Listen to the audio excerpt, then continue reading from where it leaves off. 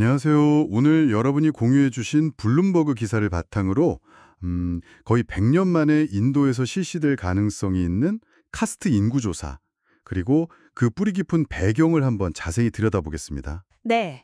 이 조사가 왜 지금 다시 이렇게 논의되는 건지, 또 인도 사회에 어떤 파장을 미칠 수 있을지 그 핵심만 좀 짚어보죠. 네, 이 주제는 인도의 현재 그리고 또 미래를 이해하는 데 아주 중요합니다. 거의 100년 전에 암베드카르 박사가 폐지를 그렇게 촉구했음에도 불구하고 자료에서 보듯이 카스트는 여전히 인도를 나누는 상당히 현실적인 문제거든요. 그렇죠. 단순히 뭐 과거의 제도다 이렇게만 볼 수는 없는 거죠. 맞아요. 자료를 보니까 마지막으로 제대로 된 카스트 조사는 영국 식민지 시절인 1931년이었다고 하고요. 그때 무려 4,000개가 넘는 카스트가 기록되었다고 해요. 와, 4,000개요? 네. 근데 2011년에도 시도는 했었는데 답변이 너무 복잡하고 막 이래서 실패했다고 하고요. 그래서 카스트를 인도의 공공연한 비밀이라고 부른다는 그 표현이 참 인상적이었습니다. 실제로는 되게 만연한데 다들 좀 쉬쉬하는 그런 분위기랄까요? 맞습니다. 그 전통적인 4개의 바르나 있잖아요. 브라만, 크샤트니와 바이샤, 수드라. 그 외에도 이 틀박대 달리트, 그러니까 과거의 불가촉 천민으로 불렸던 이들이 존재하죠. 네. 이분들은 역사적으로 정말 가장 심한 차별을 겪어왔고요. 중요한 건 이게 단순한 역할 분담이 아니라 뭐랄까 개인의 능력이나 노력만으로는 좀처럼 벗어날 수 없는 족쇄라는 점입니다. 족스라는 표현이 와닿네요. 네, 자료에서도 달리트가 여전히 뭐 하수구 청소 같은 좀 위험하고 비천한 일에 내몰리는 현실을 보여주거든요. 암베드카르가 지적했듯이 이게 재능만으로 극복하기는 정말 어려운 구조적인 문제인 거죠. 그러니까요. 근데 이게 현대사회에서도 그 영향력이 여전하다는 게 참 놀랍기도 하고요. 심지어 인도 국경을 넘어서 미국 캘리포니아의 인도 커뮤니티까지 이 카스트 차별 문제가 따라갔다는 지적도 있더라고요. 네, 그렇죠. 또 한편으로는 그 상위 카스트들이 가진 사회적 자본이나 인맥 같은 것들이 어떻게 보면 능력주의로 이렇게 포장되는지도 좀 흥미로운 지점이었어요. 성씨만 들어도 배경을 짐작할 수 있다. 이런 이야기처럼요. 맞아요. 그 정치적인 맥락도 사실 매우 복잡합니다.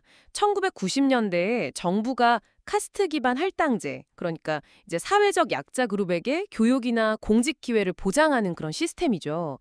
이걸 확대하려 했을 때 엄청난 반발이 있었고요. 그때 그랬었죠. 네.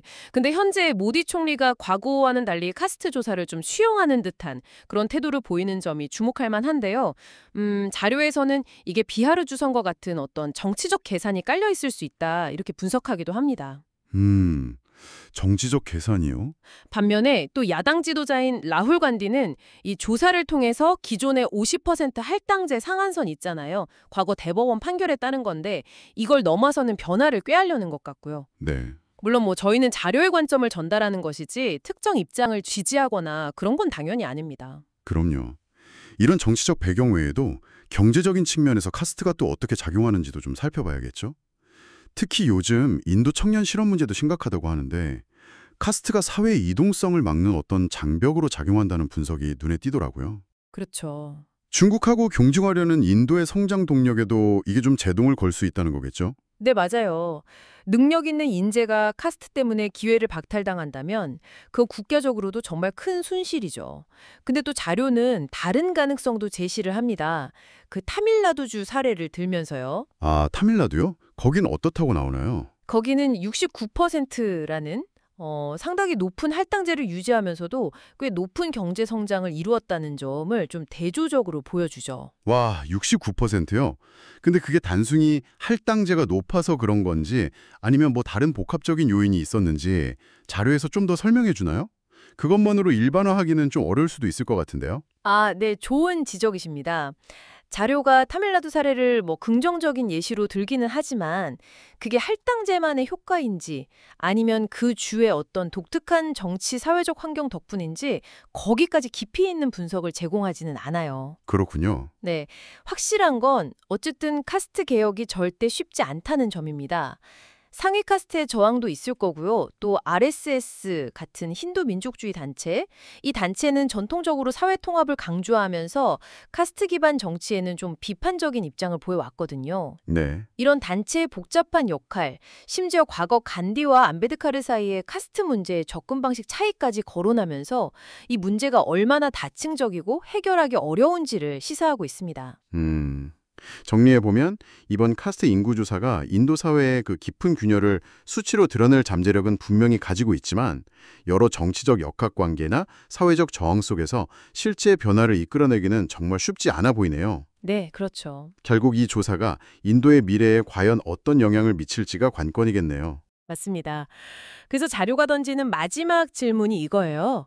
과연 이 인구조사가 단순히 문제를 드러내는 것에서 그칠 것인가? 아니면 일본의 메이지 유신처럼 사회 구조 자체를 근본적으로 바꾸는 어떤 촉매제가 될 수 있을까? 아니면 100년 전에 안베드카레가 주장했던 것처럼 힌두교 교리를 포함해서 훨씬 더 깊은 차원의 사회적 또 의식적인 변화가 동반되어야만 하는 걸까? 이런 질문을 던지는 거죠. 여러분의 생각은 어떠신가요?